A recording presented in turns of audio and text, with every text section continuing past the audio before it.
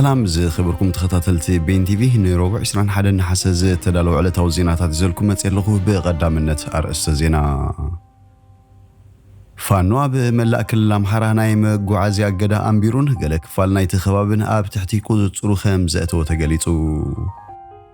اتو ጌታቸው ረዳ اب تكلل نسو زي فلتو اخيباتات كايد كالكيلو نتنياهو مس بلينكن دحريهم سمعو زت تزاربو نامريكا اقطعو بلينكنن السيسنا بغداي صطتا ماكلاي مبراق زتيوم خبركم تخطاتلتنا نشانلنا سبسكرايب بمغوار سدرانا نتخونو اندحتتكو هنا مولو تحستو خزغركمي سناي صنحوت فانو بملاء كل امحرا نايم غعازي اقدا امبيرون قالك فالنايت خبابيون اب تحت قدصرو خمزاتو تقليتو اب ጎጃም فانو اقدا غعازي امبيرو زجمرو هنا بكالوت كوابيتات كل امحرا ኢትዮጵያ يزرغح خمزلو تقليتو اب ولو شوان ጎንደርን ዝርከቡ ኃይልታት ፋኖን اب منقسقاس ተሽከርከርቲ እግዳ አምቢሮ ምህላውም ምንጭታት ዜናታ ሀገር ኢትዮ ኒውስ በሶሉስ ገሊጹም اب كلام حرام منغو عبيت ختماتاتن ترانسپورت منገዲ ሙሉ በሙሉ ደው ከምዝበልህ ምንጭታት ጠቂሶም ከባህር ዳር ናብ ጎንደር ካብ አዲስ አበባ ናብ ጎጃምን ካብ አዲስ አበባ ናብ ደሴን ዝግበር ምንቅስቃስ ደው ከምዝበልህ እቶም ምንጭታት ይጠቅሱም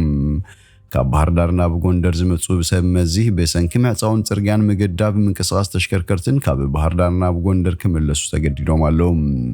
اب بركه زبلو خوابيتات تخلل برتعو خامز تخيده صبصبات يحبروم اب ጎጃም ኃይልታት ፋኖ ዝበዝሐ خوابيتات ካብ ኃይልታት መንግስቲ ነጻ ከምዞጹን ርዕሰ ከተማ ባህር ዳር ንምቆጻር ዓላማ ከምዝ ገበሩ ይገልጹም تمالسوني اب كبابي ባህር ዳር ጽዑ خامز تخيده ነታ ከተማና አስታት ክልተ ማዓልታት አድማ خامز ከይደት ዝገልጽ ኃይልታት ፋኖ ኸይተረፈነት ሀብት ዞባ ዘሎ ህዝቢ ነተቃልስ ዝድግፍ ንጥፈታት ከሳተፍ ጽዊዑም ابታ ختمات ካላዊ ንግድ ተዓጽፍ منقسقاس ተሽከርከርቲ ተገዲቡ ይዘሎም ኃይል ምክልኻል ፌደራል መንግስት ኢትዮጵያ አብልዕሊ ኃይልታት ፋኖ ዓወት ከም ዝረኸበ ገለጽ ጸኒሕዩም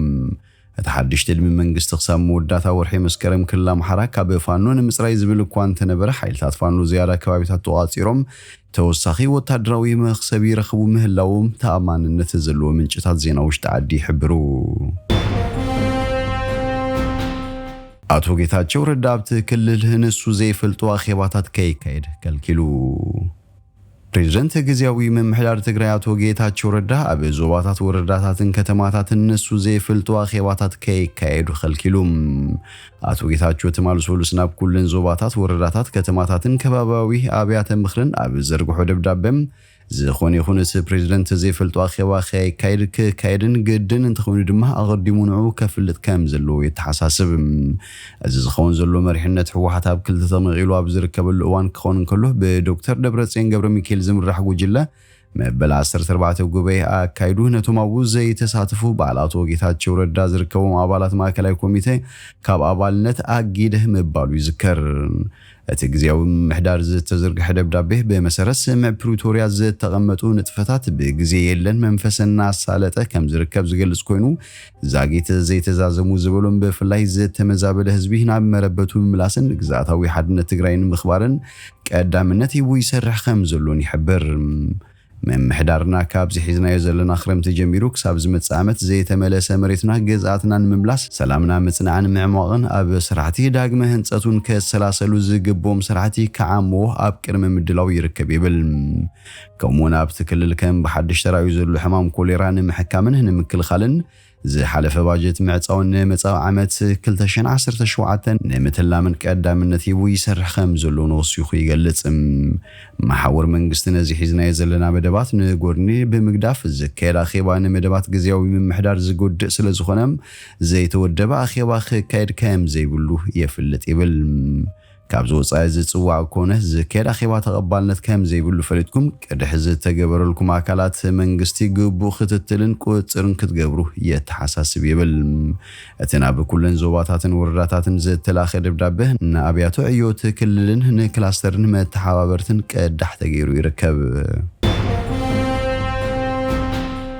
ነታንያሁ ምስ ብሊንከን ድሕሪ መስምምዑ ዝተዛረቡ ንአሜሪካ አቆጢዑ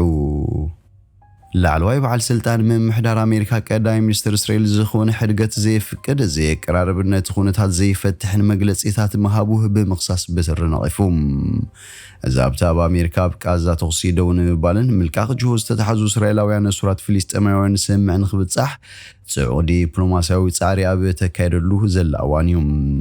ጸሓፊ ጉዳያት ወፃኢ ኣሜሪካ አንቶኒ ብሊንከን ምስ ቀዳማይ ሚኒስትር እስራኤል ብሶኒ ኣብ ኢየሩሳሌም 3 ሰዓታት ዝወሰደ ዝርብ ከም ዘካየደ ይዝከር ንሱ ድሕሪ ትርከቦም ነታንያሁ ነቲ ብኣሜሪካ ዝቐረበ መቀራረቢ እማመ ተባሂሉ ዝተገልጸ ነቶም ቀንዲ ማሕነቋታት ኩናት ቃዛ ንምፍታሕን ንኽልቲኦም ወገናት ከቀራርብ ንዝኽእል እማመ ተቐቢሉ ክብል ገሊጹ ነይሩ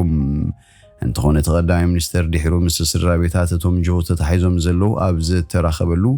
ወታደራት እስራኤል ስትራቴጂካዊ ወታደራውን ፖለቲካውን መኽሰብ ኣለዎም ኢሉ ኣብ ዝገለጾም ከባቢታት ቃዛ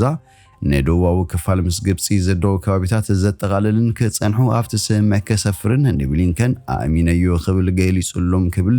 ማዕከናት ዜና እስራኤል ኣቃሊሐንን እቲ በዓል ስልጣን ብርግጽ ኣብ ቅድሚ ህዝቢ ኣይኮንናን ዘተነካይድ እቲ ክብሎ ዝኽእል ግን ኣሜሪካ ይኹን ጸሓፊ ክፍሊ ወጻኢ ብሊንከን እቲ ቀሪቡ ዘሎ እማመ ምቁራጽ ተኽሲ ናብ መፈጸምቱ ንምብጻሕ ከም ዝኣመኑ እዩ ኢሉ ኣብዚ ዝወፅእ ዘሎ ጸብጻባት ርእይቱ ዝሃበ ሓደ ስሙ ዘይተገልጸ በዓል መዛ ኣሜሪካ ርእይቶት ቀዳማይ ሚኒስትር ሪኢናዮ ኣለና ብፍላይ ኣብ ገለ ነጥብታት ዝበሃል ዘሎ እንተኾነ እዚ ንምምሕዳር ኣሜሪካ ዘቆጢዕ ኢሉ ሙሉ በሙሉ ንጽበዩ ሓማስ ውን ነዚ እማመ እንት ዝቕበሉ ኣብ ገለ ካብቲ ዝያዳ ቴክኒካዊ ዝርዝራት ዘተመቕጻል ነይሩ ከምዚ ዝኣመሰለ ሕሉፍ መግለፂታት ንውዕል ምቁራጽ ተኽሲ ንምብጻሕ ሓናፂ ከም ዘይኮነ ብምግላጽ እዚ ክልቲኦም ወገናት ኣብ ዝሰማማዕሉ እዋን ንቕድሚት ክስጉሙ ንዝኽእሉ ቴክኒካዊ ዝርዝራትን ናይ ምትግባር ዓቕሚ ኣብ ሓደጋ ዘእቱ ምዃኑ ገሊጹ ጸሓፊ ክፍሊ ወጻኢ ኣሜሪካ ብናይ ግብፂ ዑደቱ ምስ ፕሬዚደንት ዓብደልፈታሕ አልሲሲ ኣብ ወደባዊት ከተማ አልአሜን በሰሉስ ተዘራረበ ኮይኑ ሰበስልጣን ግብፂ ህላው ወታደራት እስራኤል ኣብ ዶብ ቃዛ ፈጺሞም ከም ዘይቕበሉ በትሪ ገሊጾም እዮም ብሊንከን ዑደቱ ኣብ ማእከላይ ምብራቕ ንምዛም ናብ ቀጠር ኣምርሑ ይርከብ ነሱት በአሜሪካ ቀሪቡ ዘሎ እማመ ዝርዝርን ውጥንን ምውጻእ ሓይልታት እስራኤል ካብ ቃዛ ዘጠቓልል ምዃኑ ንፈለማ ግዜ ገልጹ ይርከብ ብሊንከንን አልሲሲን ኣብ ጉዳይ ጸጥታ ማእከላይ ምብራቕ ዘትዮም ፕሬዚደንት ግብፂ ዓብደልፈታሕ አልሲሲን ሚኒስትር ጉዳያት ወጻኢ ኣሜሪካ አንቶኒ ብሊንከንን ኣብ ቃዛ ብዛዕባ ተኽእሎታት ምቁራጽ ተጻብኦን ምዝርራብ ተማልሶ ኣብ ካይሮ ምረኸቦም እቲ ፕሬዚደንት ግብፂ ገሊጹም ፕሬዚደንት አልሲሲ ኩናት ቃዛ ክትሓስቡ በዘጸገም መንገዲ ዞባቡ ኮይኑ ናይ ምግፍሑ ተኽእሎ ዘሎ ሓደጋ ጠንቂቖም ምቁራጽ ተጻብኦ ቃዛ መጀመርታቲ ዝገፍሕን ብደረጃ ዓለም ንፍልስጤማውያን ከም ሃገር ኣፍልጦ ናይ መሃብን ንምርግጋእን እቲ ዞባ መሰረት ዝኾነ ፍትሓት ትግባራት ክልተ መንግስታት ዝብል ክኸውን ኣሎ ክብሉን አልሲሲ ወሲኹም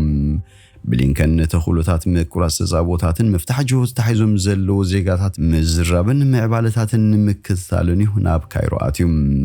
እቲ ስምዕ ብመሰረት እቲ ኣብ ሓምለ ዝተበጽሐ ምርዳእ ክኸውን እምበር ሓድሽ ዙርያ ዝርብ ከም ዘይብል እዩ ዝገልጽ ዝኸበርኩም ተኸታተልቲ ቤን ቲቪ ንሎሚ ዝበልናዮ መሰናዶ ናብ ዝውዲና ኣለና ምሳና ስለ ጽናሕኩም ብልቢ ነመስግን በብዘለኹም ሰላም ተመነና